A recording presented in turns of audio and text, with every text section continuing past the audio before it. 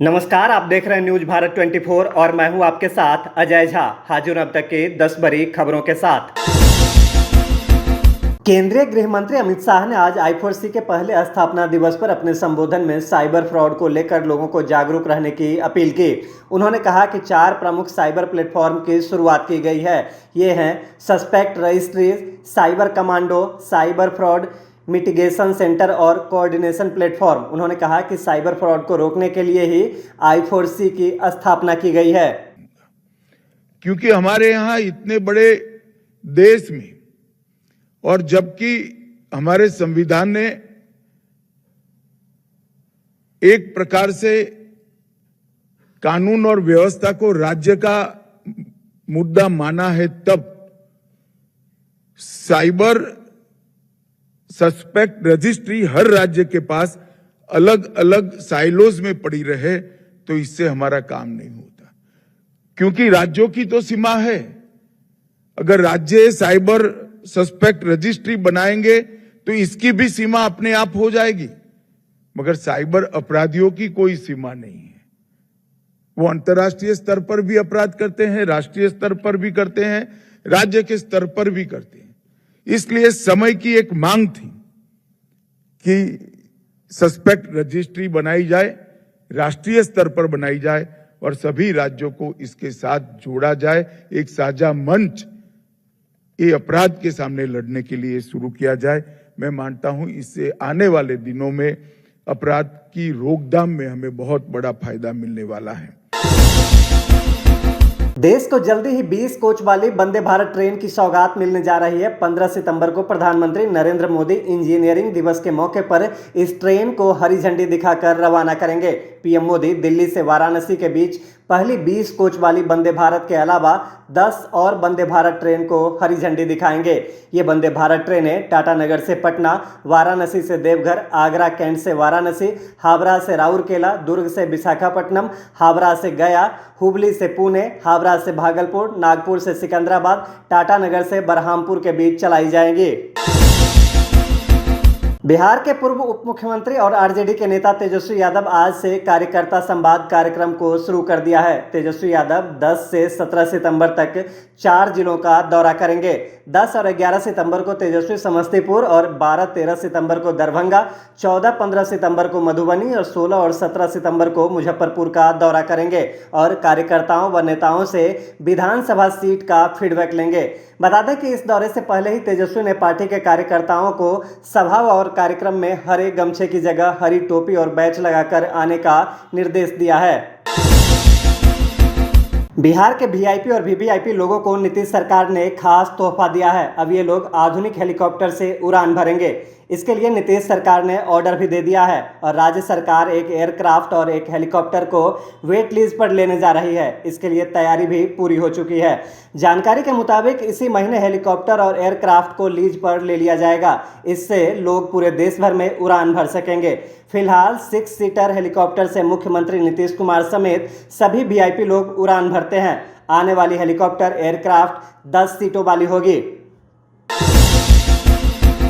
America में सिखों को लेकर राहुल गांधी द्वारा दिए गए बयान पर केंद्रीय मंत्री हरदीप सिंह पुरी ने कहा कि 1984 में एक सोची समझी साजिश के अंतर्गत सिखों का नरसंहार किया गया था। उन्होंने कहा कि इसमें कांग्रेस के कई बड़े नेता शामिल थे और इन हमलों में 3000 से अधिक सिखों की हत्या की गई थी। इस पर अपनी गलती मानने की बजाय कांग्रेस नेता राहुल गांधी दूसरों पर सवाल खड़ा कर रहे हैं। पुरी ने कहा कि नेता प्रतिपक्ष होने के कारण वे एक संवैधानिक पद पर हैं। इसके बाद भी राहुल गांधी विदेशों में भारत को बदनाम करने का प्रयास कर रहे हैं। उन्हें ऐसे कार्यों से बचना चाहिए। मैं आपको बताता हूं, 1984 में a pogrom was carried out against the Sikh community. 3,000 innocent people were killed. People were dragged out of their homes and tires were put around them and they were burnt alive.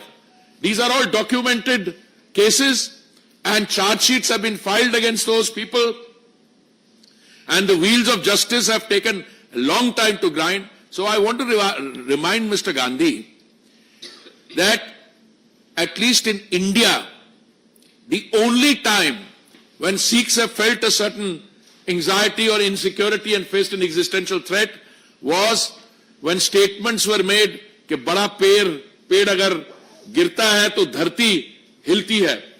This is as close a justification to targeting of minority communities as I've ever seen in my life.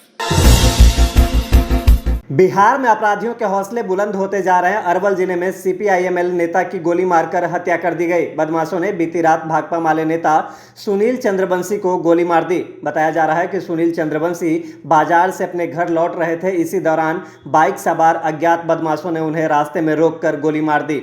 घटना की जानकारी मिलने के बाद police की team मौके पर पहुंची और उन्हें अस्पताल में भर्ती कराया गया, जहां डॉक्टरों ने उन्हें मृत घोषित कर दिया.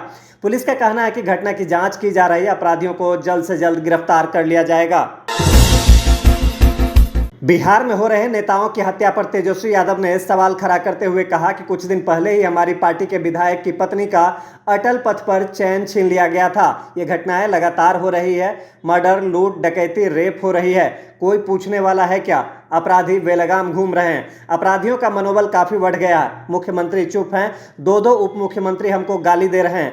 घटना तो इनके राज में हो रहा है और गाली हमको दे रहे हैं.